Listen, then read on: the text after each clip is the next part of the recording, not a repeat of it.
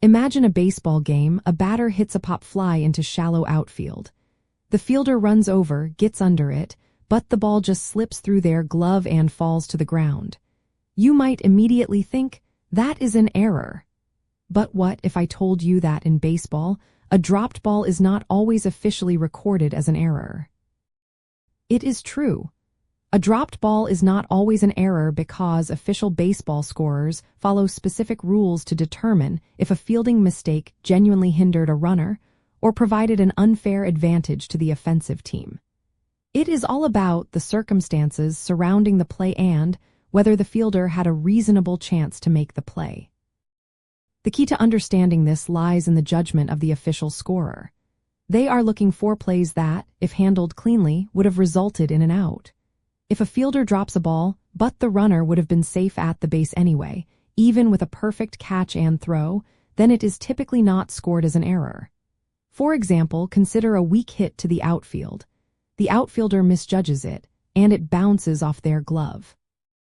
However, the batter was running on contact, and they would have easily reached first base for a single even if the ball had been caught cleanly. In this scenario, the dropped ball did not change the outcome of the play, so it is often ruled a hit, not an error. The same applies if a throw goes wild but the runner would have been safe regardless of the throw's accuracy. Another situation is when a fielder is attempting a very difficult play, one that the official scorer deems would requiring extraordinary effort or skill to complete. A diving catch attempt where the ball just tips the glove and falls, while certainly disappointing, might be considered a clean hit rather than an error if the scorer believes it was not a routine play. So, how do official scorers make these judgment calls in real time? They weigh several factors: the difficulty of the play, the speed of the runner, the location of other fielders, and the overall game situation. They ask themselves, did the fielder have a reasonable opportunity to make the play? Would an average fielder, playing that position, typically make this play under similar circumstances? And most importantly, did the miscue prolong the inning or allow a runner to advance who would not have otherwise? If the answer to those questions points away from the mistake having a material impact on an out, or if the play was exceptionally difficult, then the scorer will often opt for a hit.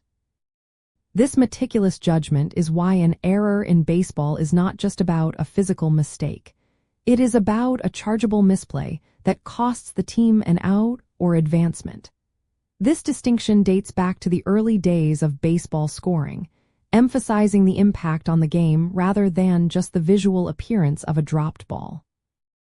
Official scorers are highly experienced baseball observers, sometimes retired players or coaches, who understand the nuances of the game and the reasonable expectations for each position. So the next time you see a ball dropped, pause for a moment before shouting error. Understanding that official scorers look beyond just the physical drop to evaluate the play's true impact on the game helps us appreciate the nuanced statistical integrity of baseball. It helps us better understand player performance and why some seemingly obvious mistakes might not show up on the stat sheet, giving a truer picture of a fielder's defensive contribution.